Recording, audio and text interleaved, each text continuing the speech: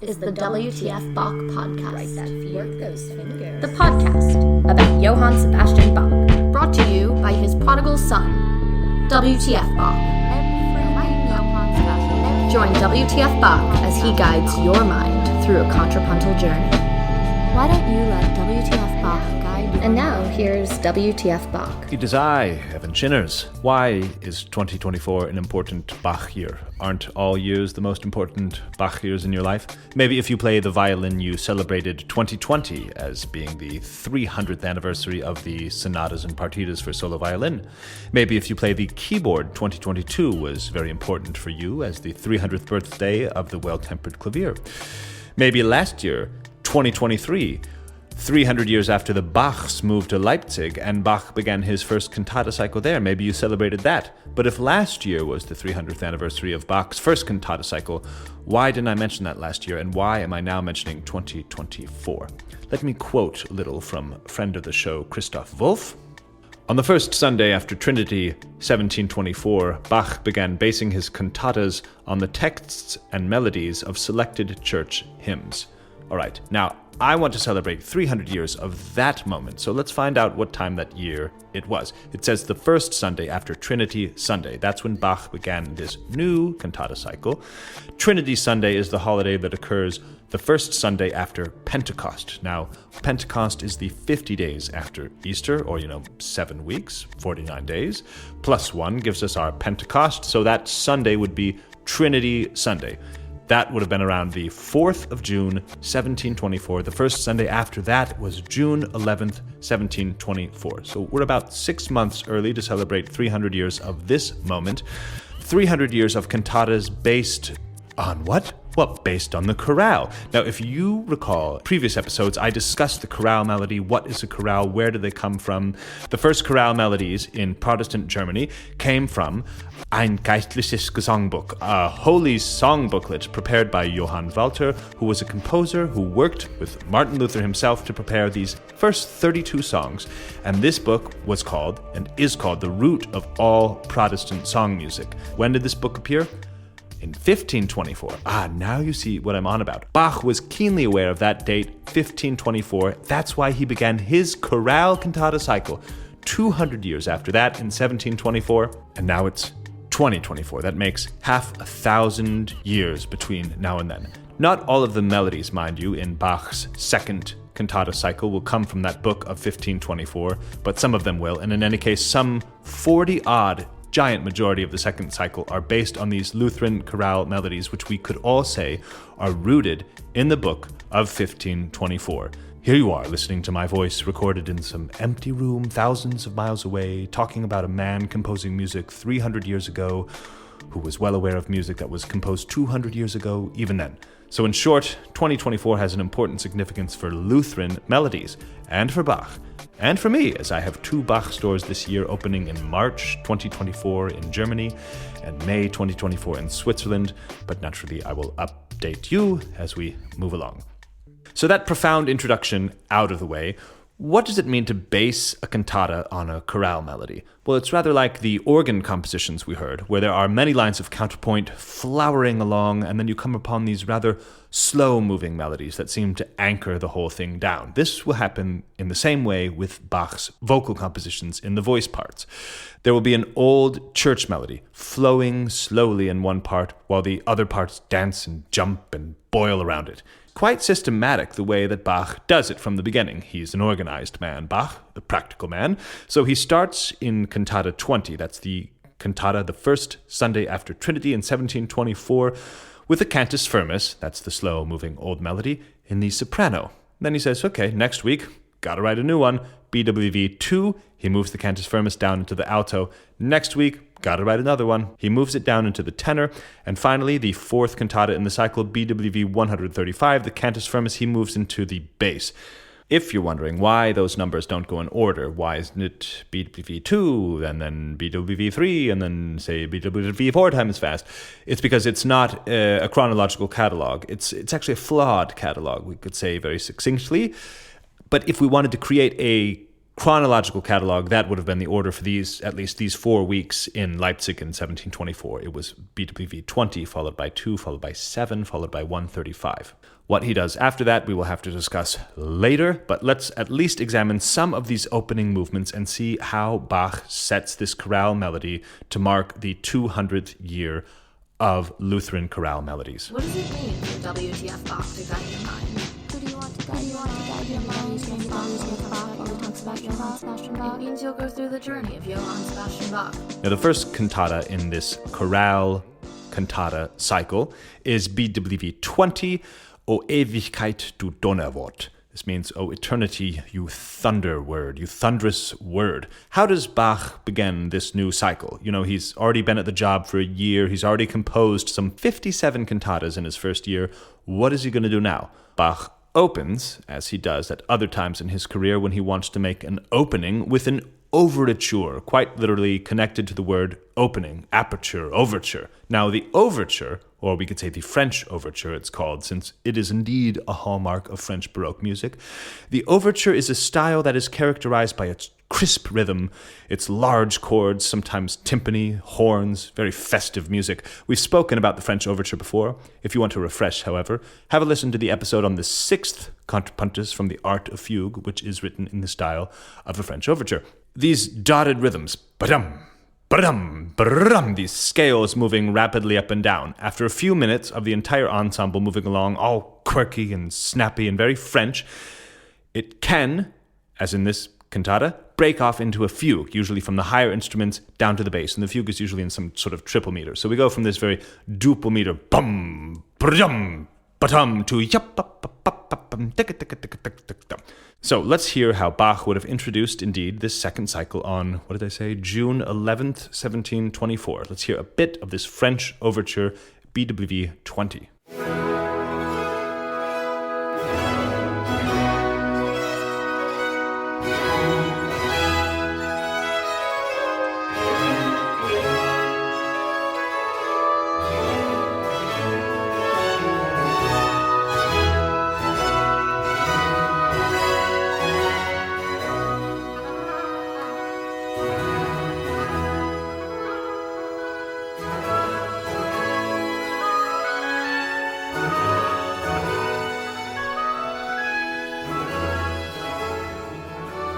Okay, so the scene is set. That all sounds rather nice and curly, I suppose we could say.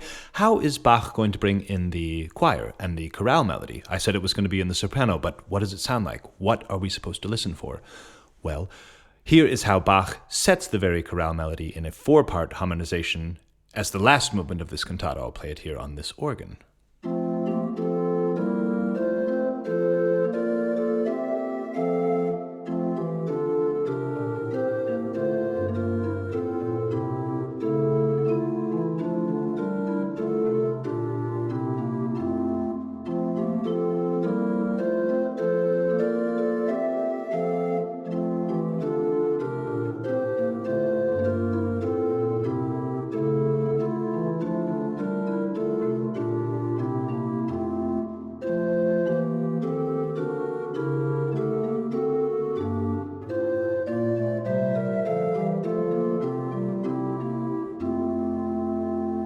Absolutely beautiful. One of my favorite ones to sing, in fact, with a group of friends, if you have that group of friends. Here, for comparison's sake, is another harmonization of the same chorale melody by Bach, though it's not found in this cantata. Just look at the flexibility Bach has with a melody that will remain the same.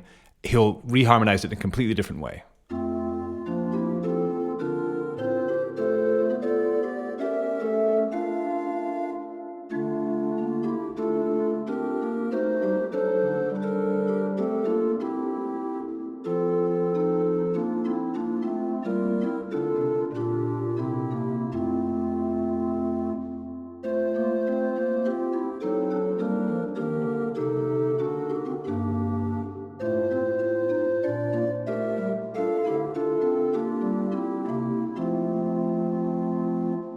And the text in German, O Ewigkeit, du Donnerwort, eternity, you thunderous word, you word of thunder, Donnerwort, one single word. You can just combine these words, smush them together in German. O Schwert, das durch die Seele bohrt. O sword that bores through the soul. O Anfang sonder Ende. O beginning without end. O Ewigkeit, Zeit ohne Zeit. O eternity, time without time. Ich weiß für große Traurigkeit nicht, wo ich mich hinwende. Sorry about that, German. In the face of great sorrow, I don't know where else I can go. Mein ganz erschrockenes Herz erbebt. Erschrockenes, my terrified heart shudders, beats, I guess we could say, dass mir die Zunge am Gaumen klebt. Die Zunge am Gaumen klebt. The tongue to the gums is glued. So, the last few lines, my heart is so terrified that it shudders, so that my tongue is glued to my gums. Okay, so we have some really powerful images there. Words of thunder, piercing swords that go straight through a soul, time without time, great sorrow, not knowing where to go, a shaking, shuddering heart, and of course the tongue glued to the mouth. Let's hear how Bach will do some of this, paint some of these words with the text.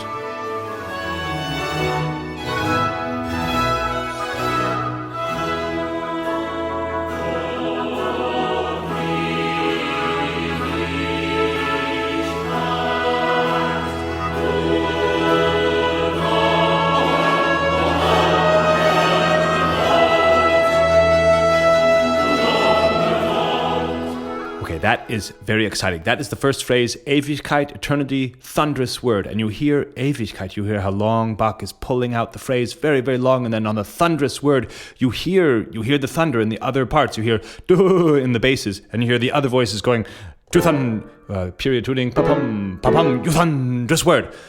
Next phrase will be the sword that pierces through my heart. But here is the first phrase again, and then it'll go straight into the second one. Listen to the beautiful word painting. Put yourself in June 11th, 1724, in a seat in Leipzig.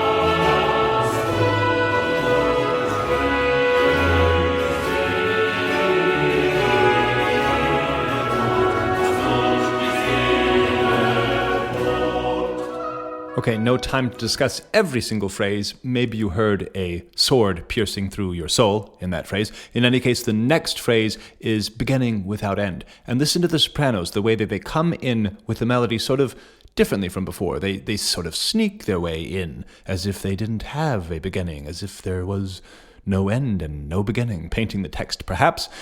The melody now will repeat. As you heard me play it on the organ, it goes...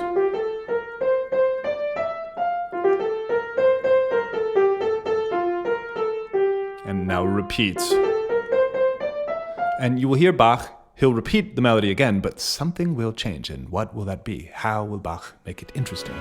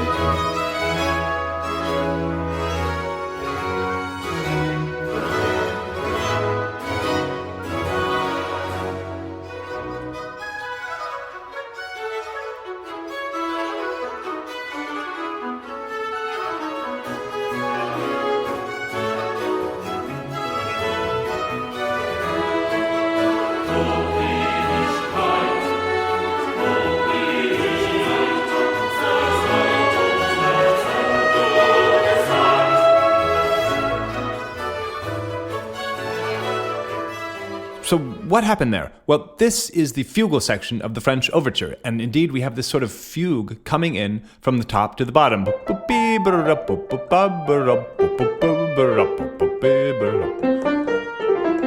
I'm going from the top instruments to the bottom, then you'll have the continual part, they'll play the same. This little figure that I'm playing is preceded by this figure. See how that fits together?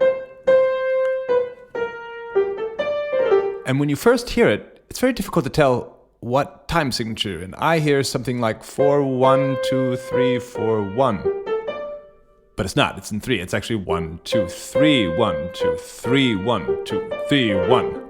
You'll hear this sort of very well done in the continuo part in this particular ensemble. And what is the text here? Well, it's time without time. You're hearing Bach shifting the meter into 3 from the duple meter. Even within the 3, he's sort of playing with it. He's sort of playing with the concept of time without time, and you'll hear these instrumental parts dancing around, the sopranos now singing the melody a second time. I'll play from where the fugue began. I want you to see if you can actually get exactly how and when Bach shifts into 3. See if you can figure out the time within the time. And then the next phrase after that is the phrase where he speaks of the great sadness, the Traurigkeit, and not knowing where to turn. And you'll hear, I think for the first time in the music, a real turn toward a sorrowful tone.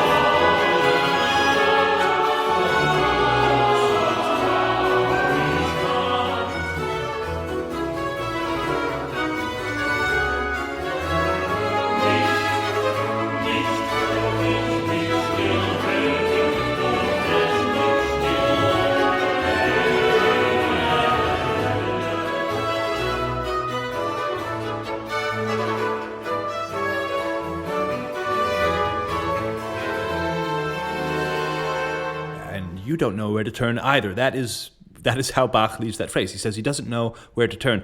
While counting along with that, I imagine some of you were counting 1, 2, 3, 1, 2, 3, because you can hear that in there. You hear this 1, 2, but it's actually not. It's 1, 2, 3, 1, 2, 3. Again, maybe the concept of time without time is time within time. You see Bach just playing with the time and then not knowing where to turn. Where does he turn? He turns back to the beginning. That's typical of the French overture. There's the festive section up front with the dotted rhythms, the fugal section, and then the festive section at the end. I think Bach seizes connections between the thunder, the word of thunder, and then the shuddering heart, because again, he goes back into the sort of shaking motives that you'll hear in the orchestra, and then, of course, we've got that wonderful tongue sticking to the gums image, and I believe that's sort of related to the first phrase in the way that he just pulls it out very, very smoothly, as if he pulled out Ewigkeit. He pulls the sort of the glue right out of the mouth. So we're now going to hear the ending of this not knowing where to turn, fugal section, then the return, and that'll be the end of the first movement.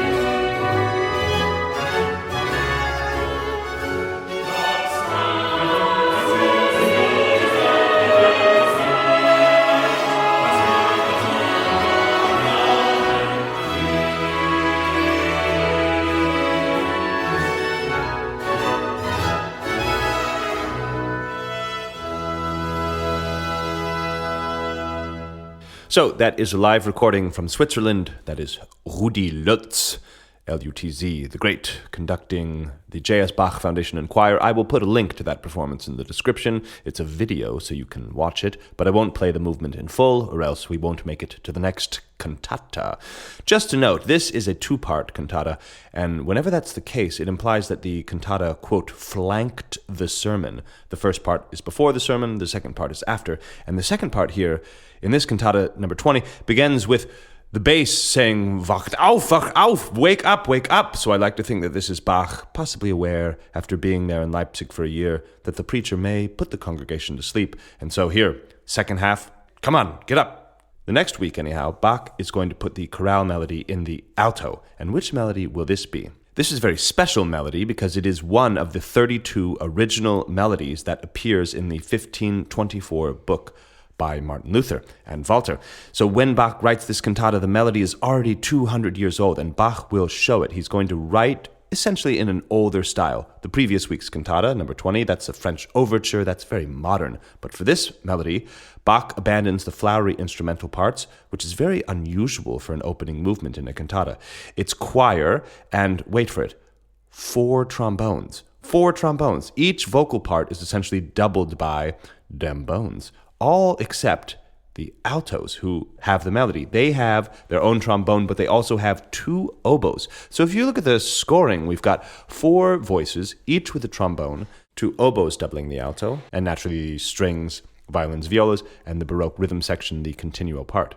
In the continuo part in Bach's cantatas and other vocal works, sometimes that continuo is a blending of the bass voices, as in they are moving along and the bass voices sort of go in and out, joining them. But in this, they do not. The continuo is really a separate texture from the basses, who have their own sort of independent bass line. So instead of a 4-voice texture here, we really have 5 independent voices moving along in this so-called chorale fantasia on this ancient melody.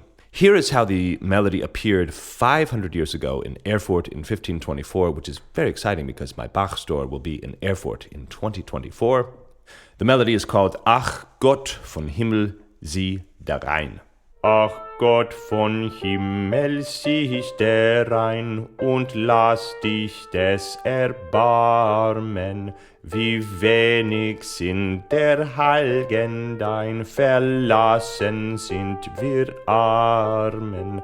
Dein Wort man lässt nicht haben war, der Glaub ist euch verlosen gar bei allen Menschenkindern. So it's sort of rooted in G minor, but it starts and ends on this A, and then we've got this lovely modal working, very old sounding melody indeed. I will play for you how Bach harmonizes this melody at the end of the cantata, and then I've prepared for you a version where all 5 parts are played on a different instrumentation, a different registration, one could say, on an organ. So you will hear that, and I will speak over it, sort of guide you through this listening, and then we'll hear Philipp Herreweghe perform this first movement of cantata number 2, Bach's second cantata in his second cantata cycle.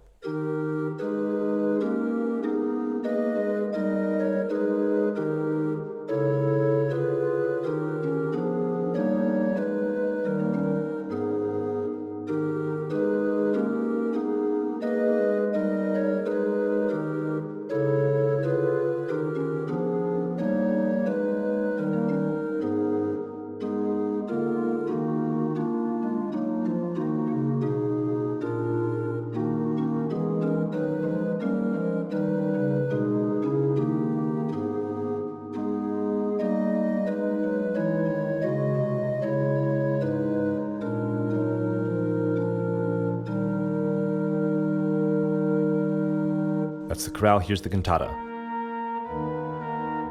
The tenors start.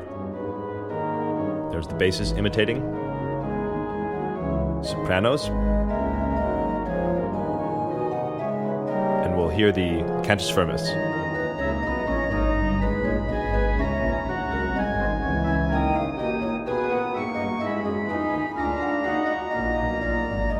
That was the first phrase, the cantus firmus.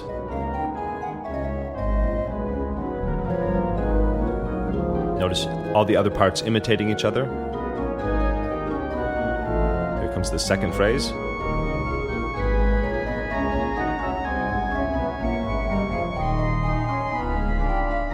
Exquisite chromaticism there.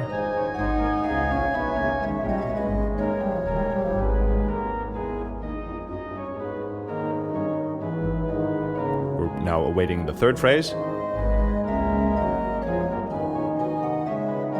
And here it is.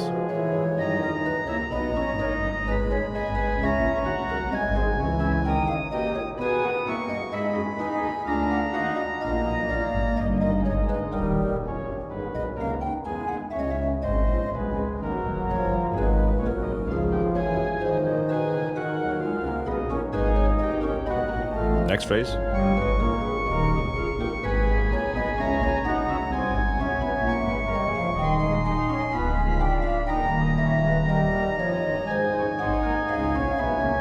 Okay, now the second half of the melody, things are different.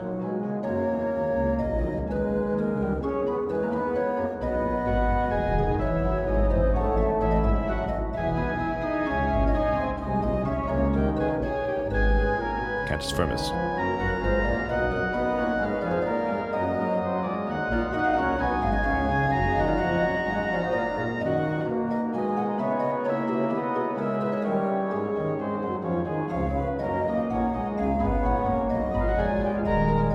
Here comes the penultimate phrase.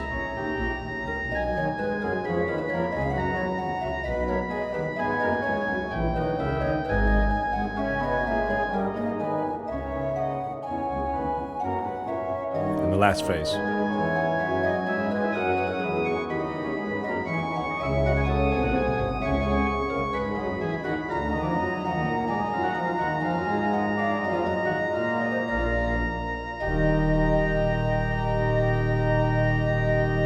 I don't have too much to say about it other than what a breadth of styles this composer has, from week to week. This completely modern style, the French overture, and now this. Now here's Philipp Herreweghe performing it.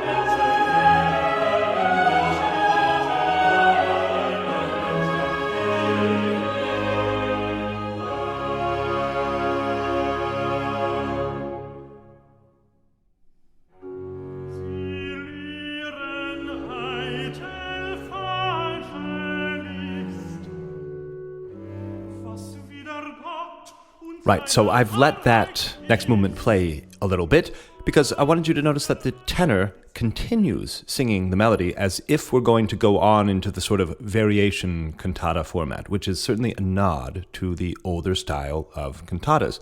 Those of you who know Chirst and Todesbanden, BWV4, that's one of his earliest cantatas. I think he was 18 or even 17 years old when he wrote it. And that is essentially the type of cantata where every movement contains the tune, and therefore each movement is sort of like a variation, and that is definitely the older style. So here it seems like Bach is saying, remember that old style of cantata? Yes, remember this old melody, old music, but come now at 1724, here we go, modern recitativo. As for the opening movement that we heard in full, BWV2, conducted by Herr, I thought it would bring your attention to a device that I think Bach sometimes uses in the chorale preludes. As the voices enter one after another, they foreshadow what is going to appear in the melody that holds the cantus firmus. And this could be an idea that is worthy of pursuing, because it seems like in something like this chorale prelude,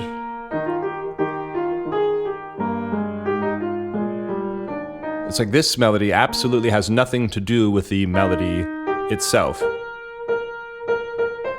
But in the BWV2, in the second cantata, the tenors enter, Ach Gott von Himmel, sieh, darein, and the bass is, Ach Gott in Himmel, darein. The sopranos, Ach Gott von Himmel, sieh, darein. And then finally, when the altos come in with the melody, they are going to sing the same thing, but twice as slow as the other parts. And it happens with every phrase, so that the time that the basses are singing Dein Wort man nicht lässt haben war, the sopranos will sing di da da da da da, and the tenors di da da da da da. Finally, the cantus firmus in the altos do again twice as slow da di da da. So we get this idea that you've got these sort of maybe these soothsayers, saying their sooth and projecting, you see, yes, we know what's going to happen. Yes, we know what's going to happen. And then finally the cantus firmus, yes, this is the melody. So if you'd like to rewind the episode just a few minutes back and listen to that again with that sort of idea of the foreshadowing of the cantus firmus in mind, that could be a way to listen to the piece again.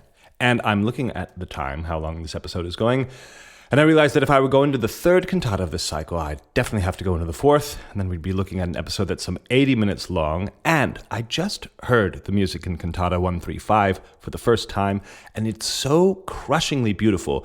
I want to spend a little more time with it myself before I bring it to you. And that's one of the nicest things, is that we're both learning things. Well, I certainly hope you're learning things. I'm learning a lot.